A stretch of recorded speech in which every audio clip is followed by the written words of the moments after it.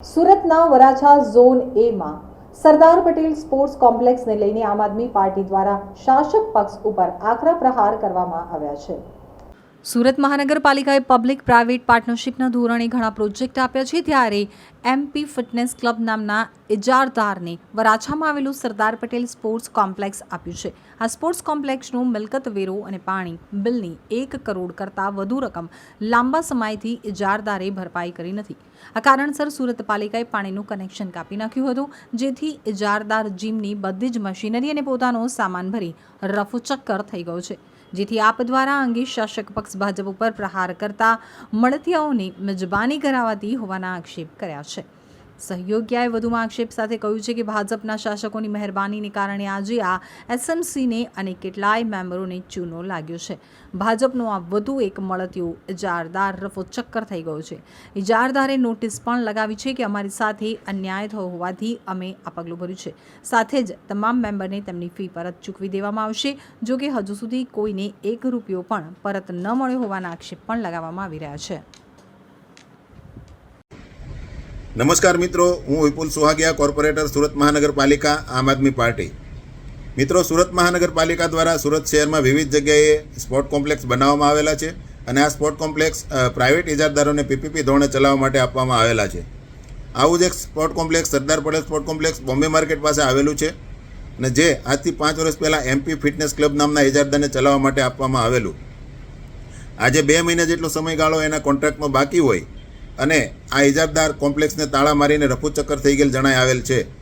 આ કોમ્પ્લેક્સના ગેટ પર બોર્ડ મારી દેવામાં આવ્યું છે કે એસએમસી દ્વારા પાણીનું કનેક્શન કાપી નાખતા કોમ્પ્લેક્સ બંધ કરવામાં આવ્યું છે। ખરેખર હકીકત એવી છે કે સુરત મહાનગરપાલિકાનો 87 લાખ કરતાં વધારેનો વેરો બાકી હોય, લાખો રૂપિયાનું પાણી બિલ બાકી હોય, કરોડો રૂપિયા સુરત મહાનગરપાલિકામાં ભરવાના થતાં આ ઇજારદાર રાતોરાત પોતાનો સરસામાન ભરીને, જીમનો સામાન ભરીને, જીમની મશીનરી ભરીને રફુચક્કર થઈ ગયેલ જણાઈ આવેલ છે। આજથી 6 મહિના પહેલાં આ કોમ્પ્લેક્સની મેં મુલાકાત લીધી, ત્યારે જ મને ગેરરીતિઓ માલુમ પડેલી અને સામાન્ય સભામાં પણ આ બાબતે મેં રજૂઆત કરેલી, પરંતુ શાસકોના મળતિયા ઇજારદાર હોય, શાસકો દ્વારા આ બાબતે કોઈ ધ્યાન નહીં દેવામાં આવતા, અધિકારીઓ દ્વારા પણ બેદરકારી દાખવવામાં આવતા આજે આ એમપી ફિટનેસ ક્લબ નામનો ઇજારદાર આ કોમ્પ્લેક્સને તાળા મારીને એસએમસીને ને લોકોને કરોડો રૂપિયાનો ચૂનો લગાવીને રફુચક્કર થઈ ગયેલ જણાઈ આવેલ છે। સુરત મહાનગરપાલિકામાં ભારતીય જનતા પાર્ટીના શાસકો આવી રીતે કરોડો રૂપિયાના ખર્ચે સ્પોર્ટ કોમ્પ્લેક્સો, મિલકતો બનાવીને પોતાના મળતિયા લોકોને આવા ઇજારા આપે છે અને આવા ઇજારદારો અને ભાજપના શાસકો સાથે મળીને કેવી રીતે પ્રજાને લૂંટે છે તેનો આ ઉત્તમ નમૂનો છે। કઈ રીતે પ્રજાના પૈસાનો, વેરાના, ટેક્સના પૈસાનો કઈ રીતે ભ્રષ્ટાચાર કરી શકાય એનો આ ઉત્તમ નમૂનો આપણે જોઈએ છીએ। આ એમપી ફિટનેસ ક્લબ નામનો ઇજારદાર આજે સ્પોર્ટ કોમ્પ્લેક્સને તાળા મારીને રાતોરાત પોતાનો સામાન ભરીને આજે રફુચક્કર થઈ ગયેલો છે।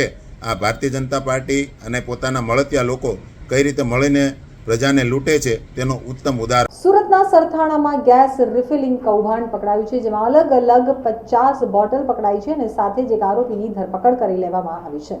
સુરતમાં છેલ્લા થોડા દિવસોથી ગેસ રિફિલિંગ ગેરકાયદેસર થતા હોવાના કૌભાંડ પકડાઈ રહ્યા છે, તો લસકાણા વિસ્તારમાંથી ગેસ રિફિલિંગ કરવા માટે ઉપયોગમાં લેવાતી 50 કરતાં વધુ ગેસની બોટલ ઝડપી લેવામાં આવી છે। બોટલ સાથે ગેસ રિફિલિંગના વેપલા સાથે સંકળાયેલા આરોપીની પણ ધરપકડ કરી લેવામાં આવી છે।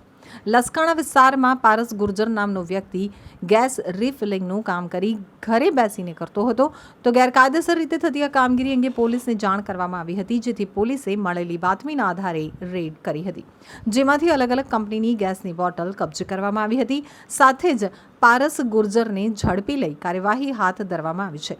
સુરતમાં મોટી સંખ્યામાં પરપ્રાંતિયો મજૂરી કરવા આવતા હોય છે, તો આ લોકો પાસે તેમના જરૂરી ડોક્યુમેન્ટ હોતા નથી, જેથી ગેસની બોટલ ન મળે તેવા સંજોગો હોય છે। ત્યારે આ કૌભાંડીઓ મોટી ગેસની બોટલમાંથી નાની ગેસની બોટલમાં રિફિલિંગ કરતા હોય છે। ગઈકાલ તારીખ 11/4/2024ના રોજ સરથાણા પોલીસ સ્ટેશનના પોલીસ ઇન્સ્પેક્ટર શ્રી ચાવડા સાહેબ નાઓને બાતમી હકીકત મળેલ કે તેઓના વિસ્તારના લસકાણા પોલીસ સ્ટેશન વિસ્તારમાં રામદેવનગરમાં રહેતા એક ઈસમ પારસમલ ગુર્જર, જે પોતાના રહેણાંક મકાનની અંદર ગેસના મોટા બોટલોમાંથી નાના બોટલોનું રિફિલિંગનું કામ કરતો હોય ને આ રીતે લોકોની જિંદગી જોખમમાં મુકાય તે પ્રકારનું કૃત્ય કરતો હોય, સરથાણા પોલીસ સ્ટેશનના સ્ટાફ દ્વારા કાયદેસરની કાર્યવાહી કરી આઈપીસી કલમ 285 તથા આવશ્યક ચીજ વસ્તુ ધારા કલમ 3(7) મુજબ ગુનો રજીસ્ટર કરી ગુનાના કામે આરોપીની ધરપકડ કરવામાં આવેલ છે અને હાલમાં આગળની તપાસ તજવીજ ચાલુ છે.